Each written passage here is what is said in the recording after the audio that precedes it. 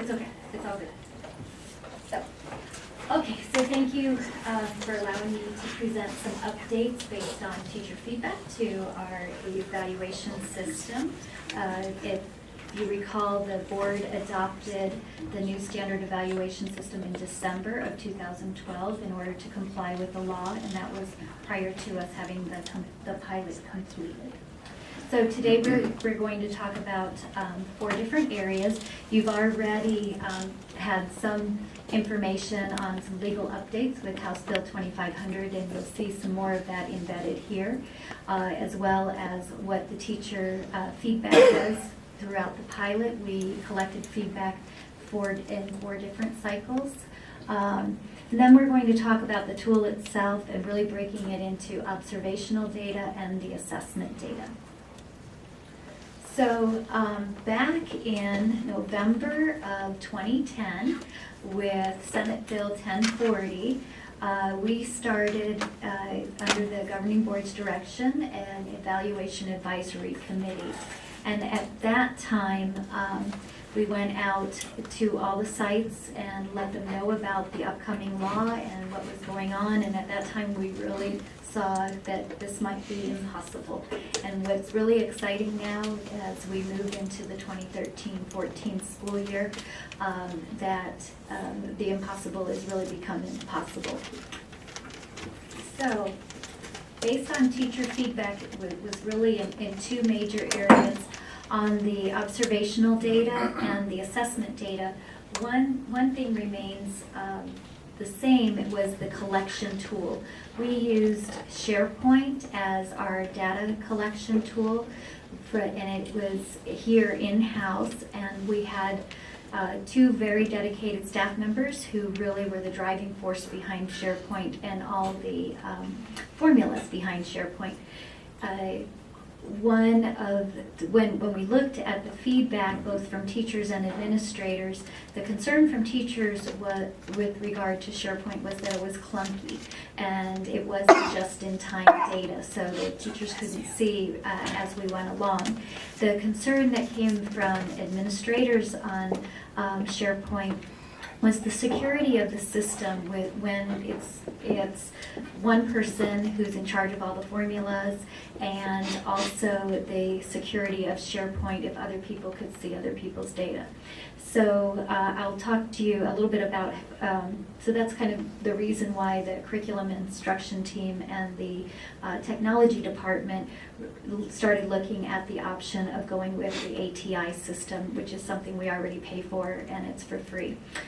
So, and then under the observational data, the teachers said they wanted more clarification on the rubric, the definitions of highly effective and effective, and so we have the state board definitions there as well, and the frequency of observations, and so that's been clarified. With the assessment data, there was a lot of confusion for our Group A teachers with regard to benchmark assessments. Our current benchmark assessments tested the essential performance objectives, or EPOs, and the growth was calculated from the first benchmark assessment to the third benchmark assessment, and statistically Dr. Spiller could show us how that worked, but yet it was very difficult for teachers to wrap their brain around when you're testing different performance objectives. How does that really show true growth? So we explored doing pre-post assessments, which also lengthen the window for teachers in which to show that growth, and it's testing the same standards that are aligned to the Common Core. Dr. Lugo, you mentioned Group A teachers, and some of the board members are new and they might not know what that means. Can you explain it? Yes, and I do have a separate slide on the difference between Group A and Group B. Group A teachers, I like to call them our awesome teachers. They are teachers that have valid and reliable assessment data and multiple data points. Our Group B teachers are our brilliant teachers who may have less data available for them due to the nature of their positions, such as special education, reading interventionist, all of our special areas, music, art, PE, and those areas. And then the other part, thank you for stopping me. The other part of the teacher feedback that we looked very closely at is we had student achievement plans. And there was a lot of confusion with regard to the plan and how much writing was required and how cumbersome it was for the plan. So we made some adjustments there as well. So, little brief update. So 15.537 talks about, and this is not new, the goal of evaluation is to improve instruction and maintain instructional strengths. So exactly what Dr. Lesko-Kerr was talking about with making sure that our developing teachers have the opportunity to move towards effective and highly effective. Then we have 33 to 55%. Our current tool is based on 45% of student data is attributed to the teacher's overall performance, and the state adopted performance classifications are utilized as well. So House Bill 25 brought about, because sometimes brought about some other changes, and we already talked about the definition of a continuing teacher as opposed to the definition of a probationary teacher, one with less than three years. And then performance improvement plans. Currently, all of our administrators have placed teachers who are in the lowest category in any indicator on performance improvement plans. But the timelines are different and they've changed, so there's be a little less confusion with the timelines now that it's 45 instructional days in order to correct and maintain performance. So here's an overview of our standard evaluation system. As you can see that 55% is based on the observations that's collected in the classroom by the evaluator. 10% is an aggregate of the site data, and that's really to encourage collaboration. And 35% is on the individual student achievement data and the classroom data. Then you'll see under observation how it's broken up into probationary and continuing teachers, so that probationary teachers have the 2 scheduled observations that are 60 days apart, and continuing teachers only need to have 1 scheduled observation unless the teacher requests. And in our tool on page 5 it says, or unless there's a need seen by the administrator. Then we have the group A and group B, and we'll talk a little bit more in depth about that. So what are the expectations for observation and the collection of data? Whoops. I'm sorry, I should have probably given you a bulleted form. So we talked about the observation for continuing teachers being 1 and 1 formal observation with a minimum of 4 informal observations, and then for not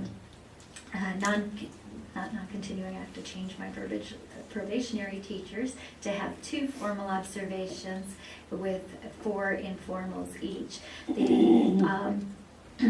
The other area is to really clarify, and this is based on teacher input, is the difference between a CT4S, a Creighton Teach for Success observation, which is really used as a coaching tool to help our teachers reach those indicators on the evaluation system, and making sure that the CT4S is not seen as an evaluatory observation, that if the principal chooses to evaluate a teacher, that they will use the form that is designated here in the book, or it will also be uploaded on ATI, and you can see that informal form on page 10 in your tool. So it has all the indicators of our evaluation system right in there. So a similar form may be used on ATI. I have a question. The CT4S hasn't changed with the Common Core? The CT4S, the observational protocol has changed along the way every year, different indicators, but it has not changed as you said, with the Common Core, but the indicators in there can be utilized for Common Core observations as well. It allows that flexibility. Okay. And what's the difference between the CT, is it 4S or S4? 4S, Teach for Success. Teach for Success. Uh-huh. And the page 10, you referred us to the informal observation report. Okay, so that's it. Oh, thank you. There is This this on a while. on page 24. You'll see the CT4S instrument, and it says right on there to be used as a coaching tool in order to support the SES indicators. At one point, the evaluation committee had taken the different CT4S elements and embedded them into the guidelines so that teachers could see the crosswalks, but then it became confusing because then teachers thought, oh, now this is part of my evaluation. So we wanted to keep them separate, but a crosswalk is available if a teacher feels like this is an area that I need to work on. So an easy one is student engagement. So there's a indicator on the CT4S tool as well.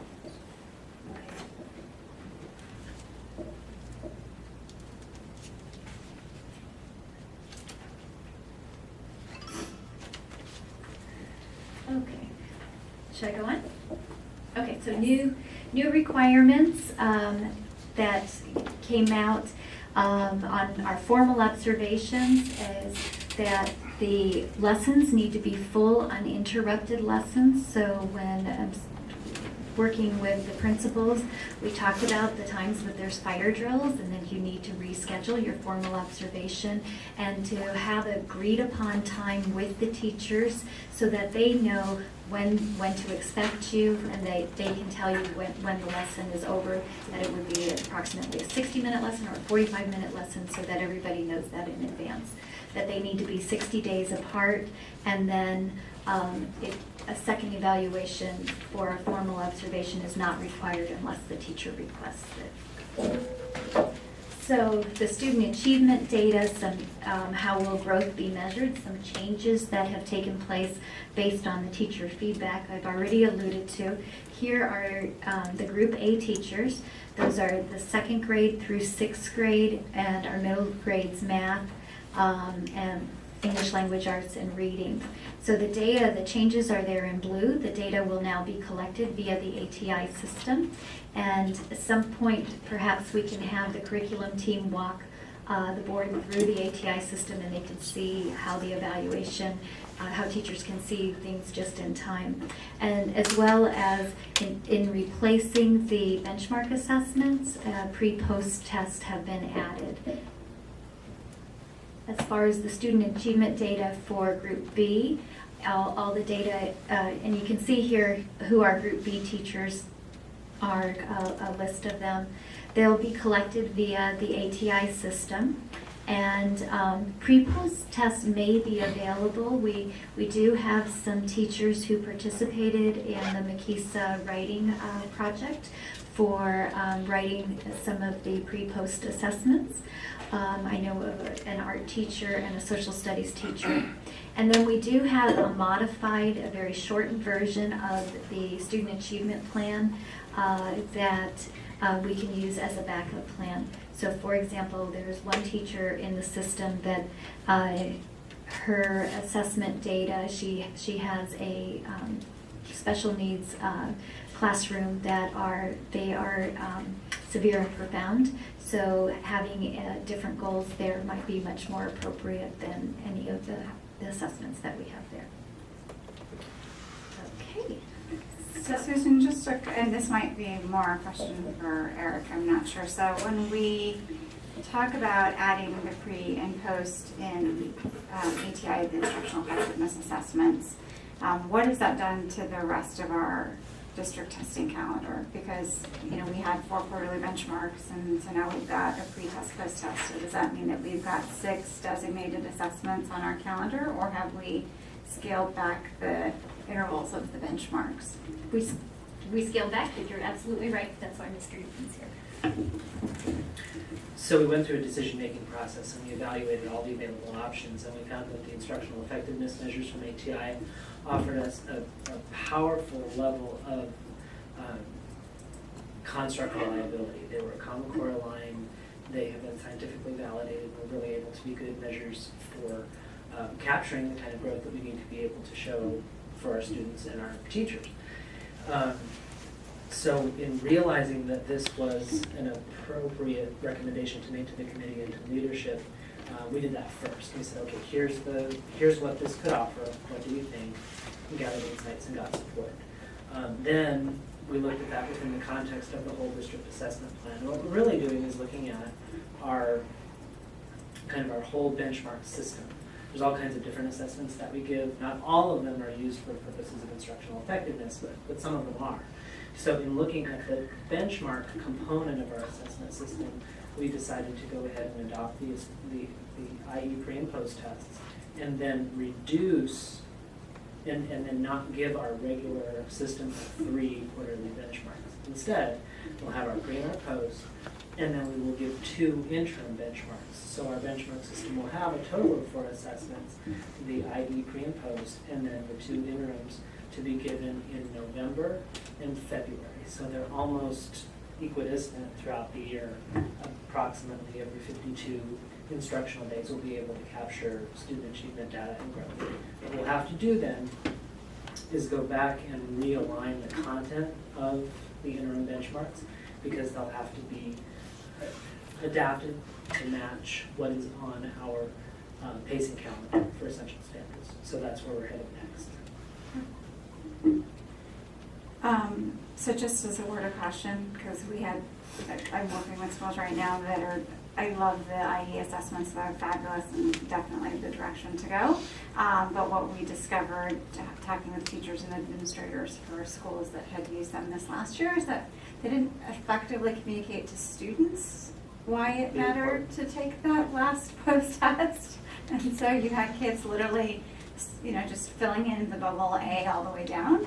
And so again, the risk of using that data without double checking it and, validating that there was, not that we want to, do anything else unintentionally, but to make it very clear that, that information is effective in terms of teachers knowing, what you've learned and how to plan for next year for you, so that students take it really seriously. Because once you tie it to teacher evaluation and you've administered the post-test and you discover a group or a large or small group of students that have basically, just blown it off, you lose the ability to re-administer that assessment and effectively, don't have data for that teacher. So just as a word of caution, I know we're just starting the process, and so helping our students understand the purpose and the why. I would love, and I don't have any yellow cards, but I'll fill one out. I would love maybe for a later discussion to talk about our assessment plans, and maybe the potential to look at reductions and things that now are duplicative with the use of the instructional effectiveness assessment. Since it is a diagnostic, it is a screener. You do have progress monitoring. You do have the ability to measure growth. You, in essence, fulfill all the requirements of Arizona READS legislation, and that theoretically don't have to administer DIBELS if you, as a district, felt like through that process of discussion. So taking a look at what it is that we're using, what's the value of it? Do we have something else that is providing the same data or better? So I'd love that to be an agenda, for future discussion, because thinking about the concern by many teachers, political savvy people, pundits, and everyone is we're over testing. So to the extent that we can make our tests incredibly purposeful and serve as many purposes as we can to reduce that and to be able to communicate back to teachers, we want you to have instructional time with your students and not to feel overwhelmed with all of the testing that we do. I think that there's an opportunity for us to have a discussion about that.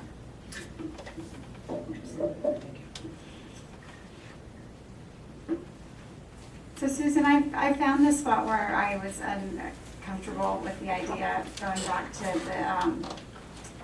this one observation. And if I look at the rating scale for our indicators on page 6 of our evaluation document and the scale for the indicators, my worry if I look at highly effective and assigning those points, that the description of a highly effective teacher is one that uses a skill at a high level of competence all of the time. And that skill is applied consistently and appropriately all of the time. And an effective teacher applies that most of the time. And that is to say, all of the time in one single observation. Or all of the time in 2 observations.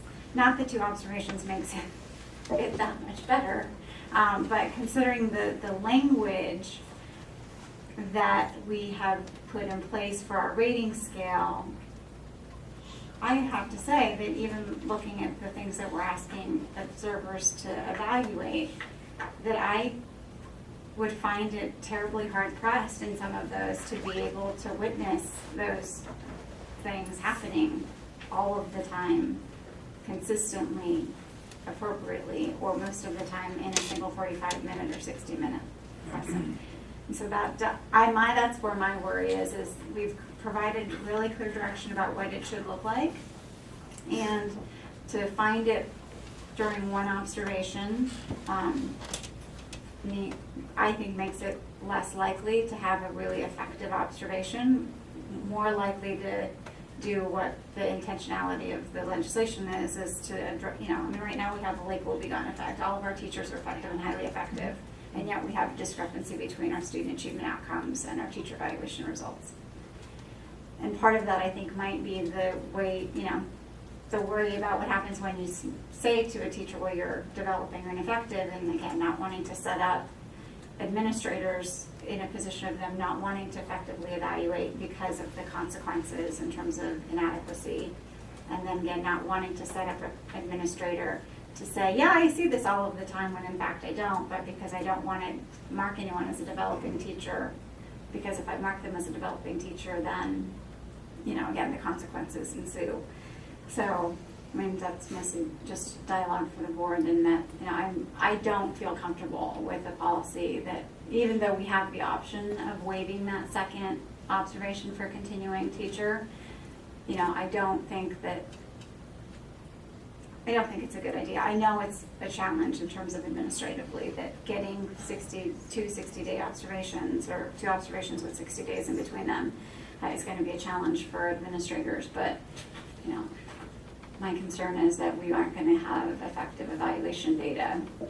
And again, I'd love Jennifer to double check and take a look at the, when we say in our policy that only a teacher can ask for a second observation, the formal one, as opposed to the other 4 informal ones, but it's the formal one that makes the decision in terms of their evaluation.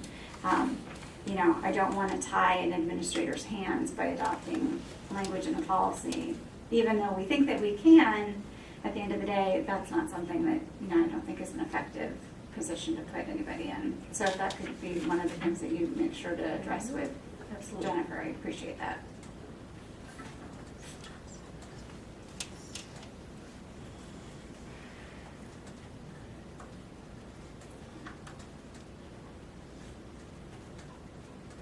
Any other questions or comments? Is there a motion, or are we wanting to wait?